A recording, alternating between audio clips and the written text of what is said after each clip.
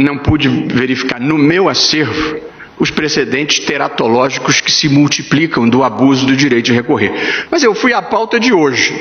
E na pauta de hoje, o último processo é um processo da relatoria da ministra Rosa Weber. Quase que aleatoriamente, um processo criminal. E aqui, a hipótese, presidente, é de um crime de homicídio. Vinda a sentença de pronúncia, houve um recurso em sentido estrito. Posteriormente, houve a condenação pelo tribunal de júri e foi interposto um recurso de apelação.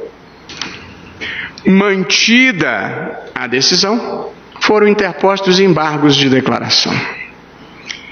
Mantida a decisão, foram interpostos foi interposto recurso especial.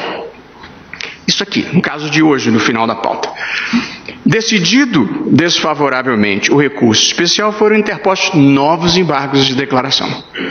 Mantida a decisão, foi interposto recurso extraordinário. Isso nós estamos falando de um homicídio ocorrido em 1991, que o Supremo está julgando em 2016. Porém, do recurso extraordinário, o ministro Ilmar Galvão, estimado ministro Ilmar Galvão, ele inadmitiu o extraordinário. Contra a sua decisão, foi interposto um agravo regimental. O agravo regimental foi desprovido pela primeira turma. E aí foram interpostos embargos declaratórios, igualmente desprovidos pela primeira turma. Desta decisão foram interpostos novos embargos de declaração, redistribuídos ao ministro Carlos Aires Brito. Rejeitados os embargos de declaração, foram interpostos embargos de divergência, distribuídos ao ministro Gilmar Mendes. E da decisão do ministro Gilmar Mendes, que inadmitiu os embargos de divergência, foi interposto agravo regimental, julgado pela ministra Ellen Grace. Não parece nenhuma novela, parece uma comédia. E, em seguida, da decisão da ministra Ellen Grace, foram interpostos embargos de declaração, conhecidos como agravo regimental, aos quais a segunda turma negou o provimento. Não obstante isso, nós estamos com embargos de declaração no plenário. Portanto, mais de uma dúzia de recursos, quase 2 dezenas de recursos, e, portanto, um homicídio cometido em 1991, até hoje, a sentença não transitou em julgado. Portanto, é impossível nós não reagirmos a isso, é impossível nós não nos sentirmos constrangidos com um sistema que permita esse tipo de descalabro. E, portanto, o homicídio de 91 até hoje não se cumpriu a pena. Que tipo de satisfação se deu à sociedade, às vítimas? Que tipo de incentivo se deu às pessoas para não delinquirem? Num país que 20 anos depois ainda não conseguiu dar cumprimento, 25 anos depois ainda não conseguiu dar cumprimento à sua decisão. E aqui eu gostaria de dizer uma coisa que considero muito importante. Eu fui advogado mais de 30 anos. Eu não era advogado criminal, mas sempre tive admiração pela advocacia criminal. E me lembro, como se fosse hoje, de um comentário feito por um dos maiores criminalistas, advogados criminalistas do Brasil, era meu colega e professor na UERJ, que era o professor Evaristo de Moraes. E ele disse, o ministro Fux também o conheceu bem, ele disse, Gilberto, as pessoas têm imenso preconceito contra os advogados criminais. Elas acham que nunca vão precisar da gente. Mas no dia que precisam, porque todo mundo está sujeito a um infortúnio e a um dia precisar, eles nos procuram humildes e devastados.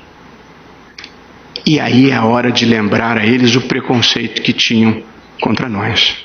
Portanto, eu acho que a advocacia criminal merece apreço, merece respeito e desempenha um papel fundamental para a realização da justiça.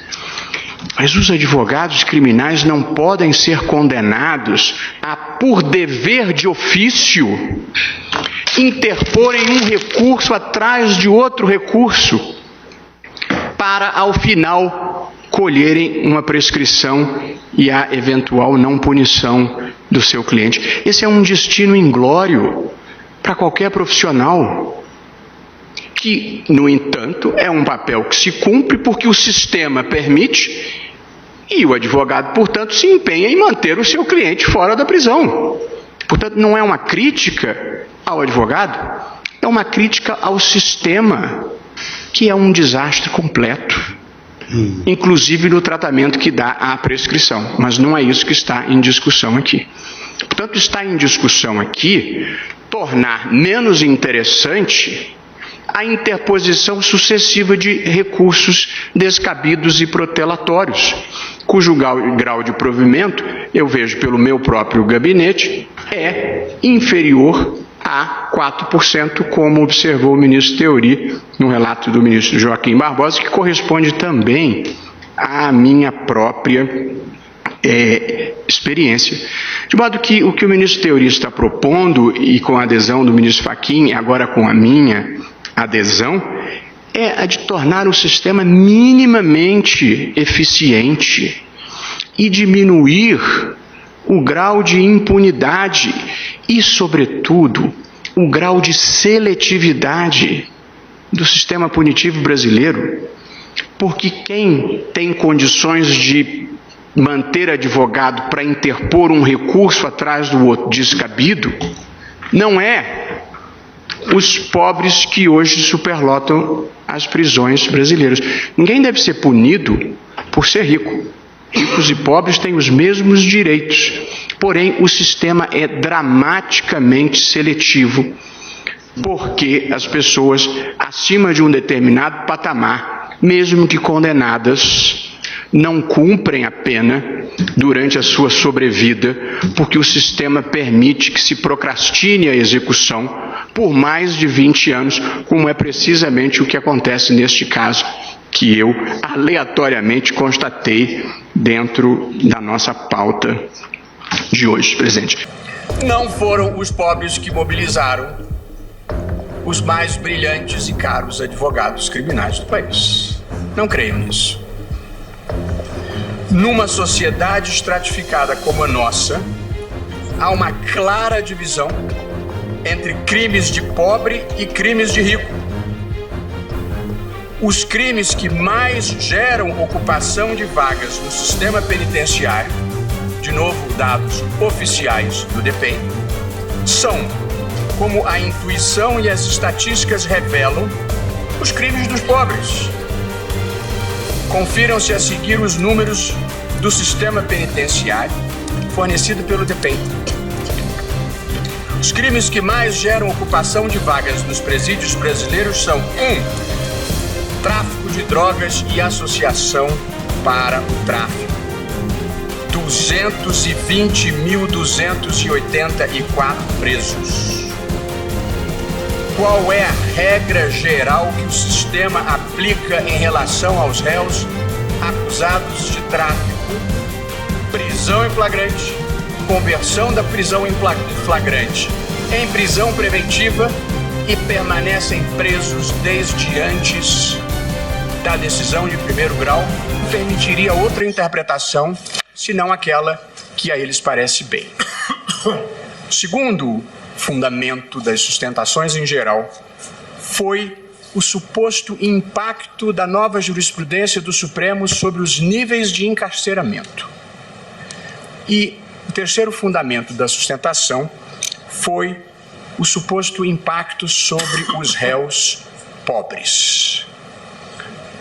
Eu gosto de usar uma frase que já se tornou um pouco lugar comum, que as pessoas têm direito à própria opinião, mas não aos próprios fatos.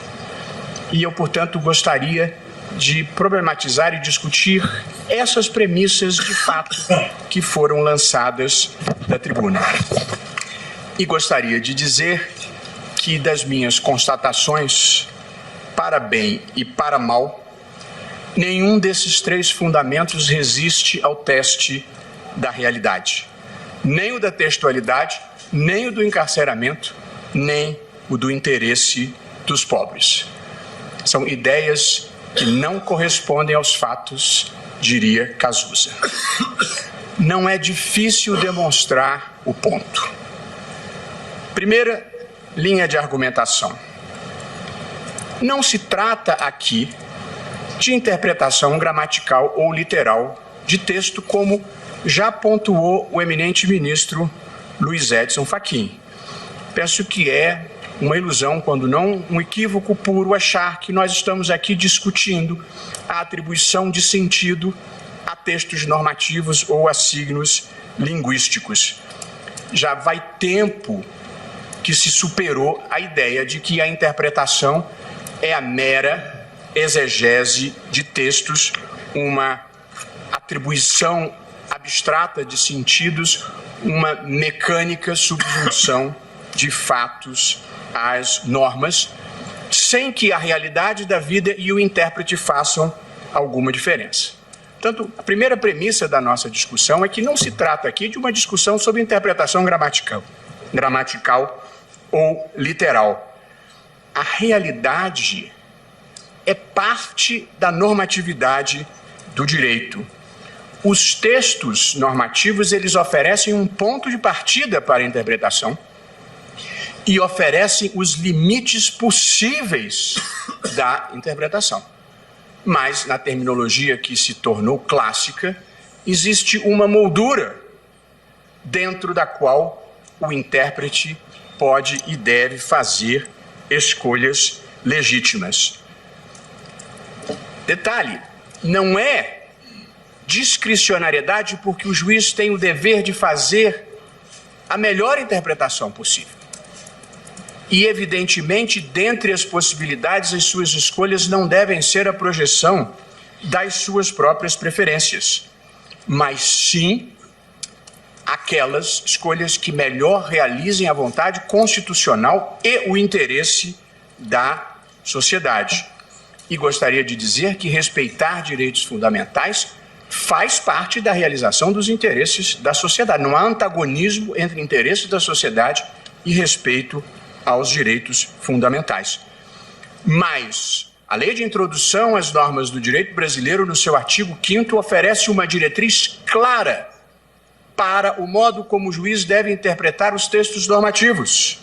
Diz o dispositivo: na aplicação da lei, o juiz atenderá aos fins sociais a que ela se dirige e às exigências do bem comum. Nada de textualidade. Fins sociais e bem comum são os parâmetros que devem reger a atividade interpretativa. Portanto, e a meu ver, nós estamos aqui discutindo visões diferentes do que seja fins sociais, do que seja o bem comum, e na minha visão, que evidentemente tem posições contrárias, consiste basicamente em decidir se o indivíduo condenado em segundo grau tem o direito de procrastinar indefinidamente o processo, sabendo-se que o percentual de mudança lá no final é mínimo, como vamos ver em seguida, ou se o interesse social na prevenção geral do direito penal e que o crime não compense deve prevalecer nesses casos.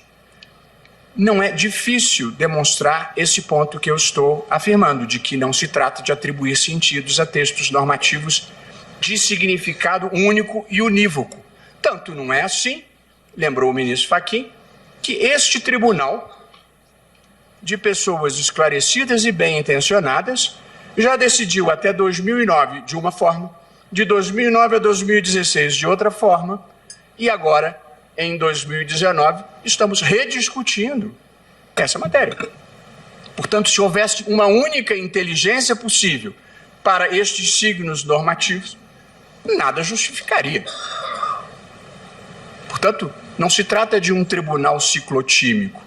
Trata-se de uma situação que é afetada pela realidade e pelas diferentes percepções que as pessoas têm de quais sejam os fins sociais do direito e o interesse do bem comum.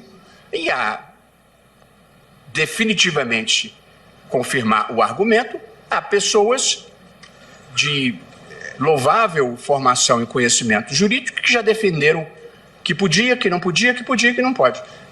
Portanto, evidentemente, há mais de um sentido possível. De modo que essa é a primeira premissa que eu acho que é preciso estabelecer. Nós não estamos aqui conversando sobre textos de significado inequívoco e que quem pense de um modo ou quem pense de outro esteja contrariando o sentido normativo. Há sentidos possíveis dessa norma. E, portanto, as pessoas fazem escolhas de acordo com a maneira como interpretam os valores constitucionais a serem realizados. O segundo ponto que eu gostaria de enfrentar respeitosamente e com o apreço que tenho pela advocacia, onde militei por mais de 30 anos, é que, ao contrário do sugerido, a possibilidade de execução da pena após a condenação em segundo grau diminuiu o índice de encarceramento no Brasil. Se as pessoas estiverem surpresas, eu também fiquei surpreso quando estudei esses dados. Mas em uma das belíssimas sustentações, um dos ilustres advogados enfatizou que o senso comum muitas vezes está errado, pois este era um desses casos. A mudança da jurisprudência com a consequente possibilidade de encarceramento depois do segundo grau diminuiu o índice de encarceramento. E aqui eu só vou trabalhar com dados oficiais. No Brasil existe essa estatística, metade das pessoas que saem com guarda-chuva esquecem na rua, assim. Cada um saca do bolso a sua estatística. Eu pedi no Departamento Penitenciário Nacional a evolução do número de presos definitivos e provisórios para chegar à seguinte e surpreendente conclusão.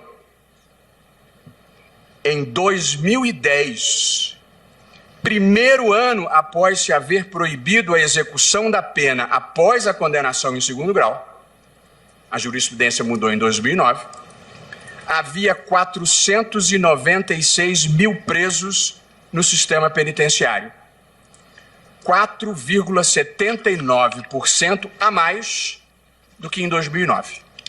Tanto a jurisprudência muda em 2009, em 2010 o índice de encarceramento aumenta 4,79%.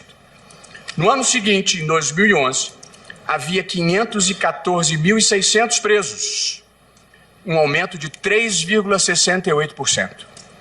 Em 2012, 549.800 presos, 6,84% a mais. Em 2013, 581.500, 5,76% a mais.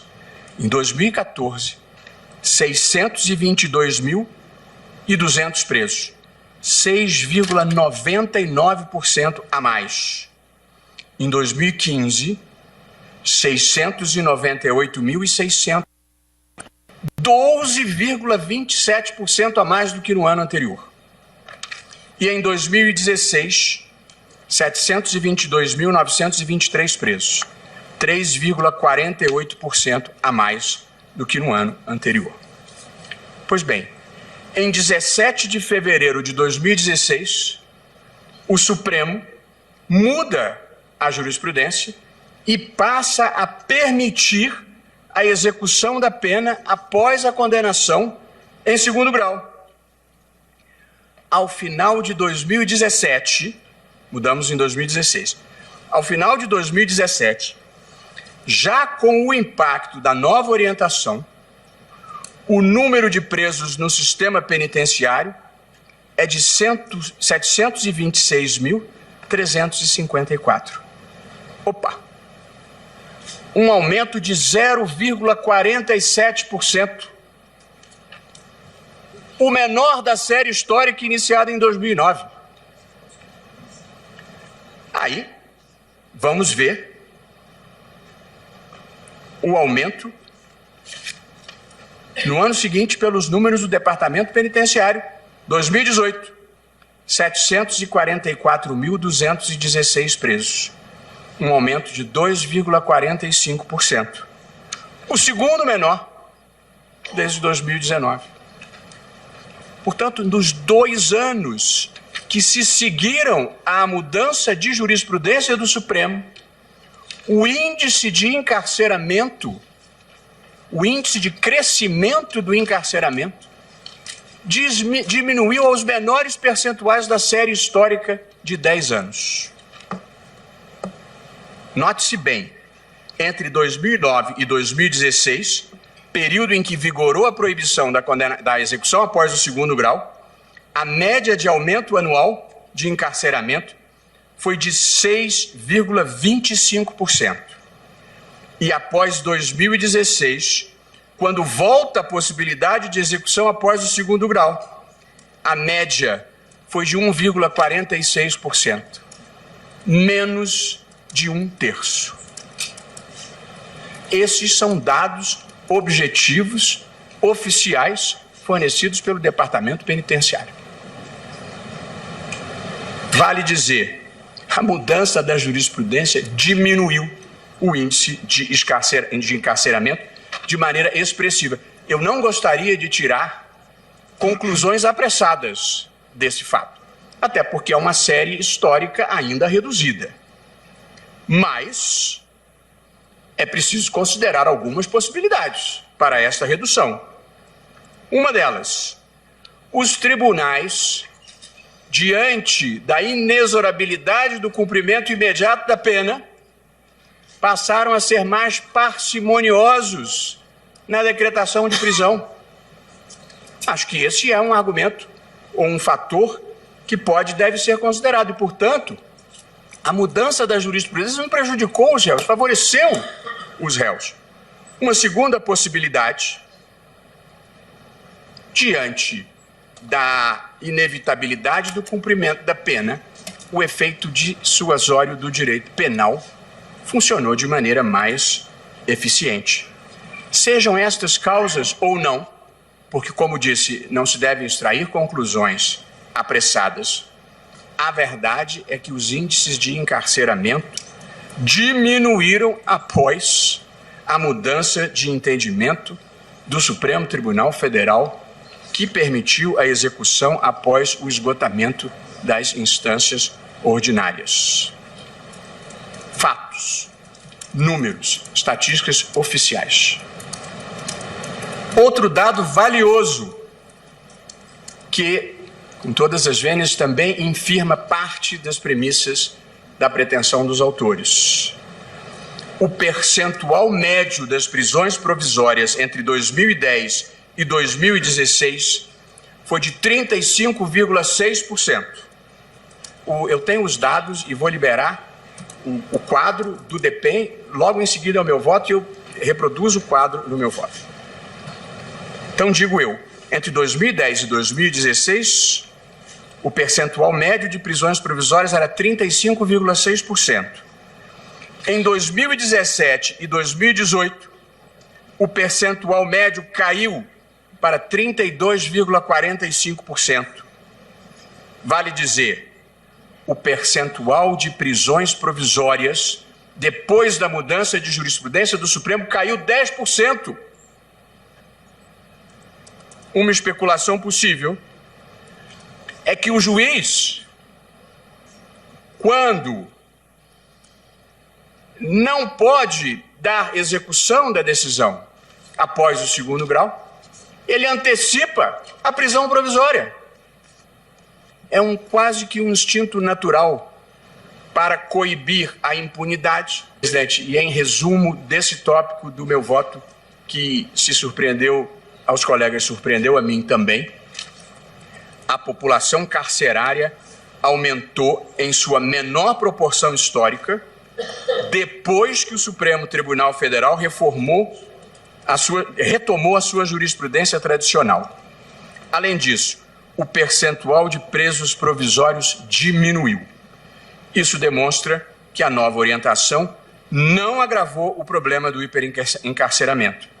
E pode indicar ainda que, os tribunais de apelação, cientes da maior gravidade de sua decisão, que levará o acusado imediatamente à cadeia, passou a ser mais cauteloso, e os juízes de primeira instância, cientes da maior efetividade da justiça criminal, passaram a decretar menos prisões provisórias, e possivelmente houve um efeito de prevenção geral diante da probabilidade do cumprimento da pena. E por fim, presidente, pedindo todas as vênias igualmente a quem pense de forma diferente. Não foram os pobres que sofreram o impacto da possibilidade de execução da pena após a condenação em segundo grau. Não foram os pobres que mobilizaram os mais brilhantes e caros advogados criminais do país. Não creiam nisso. Numa sociedade estratificada como a nossa, há uma clara divisão entre crimes de pobre e crimes de rico. Os crimes que mais geram ocupação de vagas no sistema penitenciário, de novo dados oficiais do DEPEN, são, como a intuição e as estatísticas revelam, os crimes dos pobres. Confiram-se a seguir os números do sistema penitenciário fornecido pelo DEPEN. Os crimes que mais geram ocupação de vagas nos presídios brasileiros são: tráfico de drogas e associação para o tráfico. 220.284 presos. Qual é a regra geral que o sistema aplica em relação aos réus acusados de tráfico, prisão em flagrante, conversão da prisão em flagrante em prisão preventiva e permanecem presos desde antes da decisão de primeiro grau?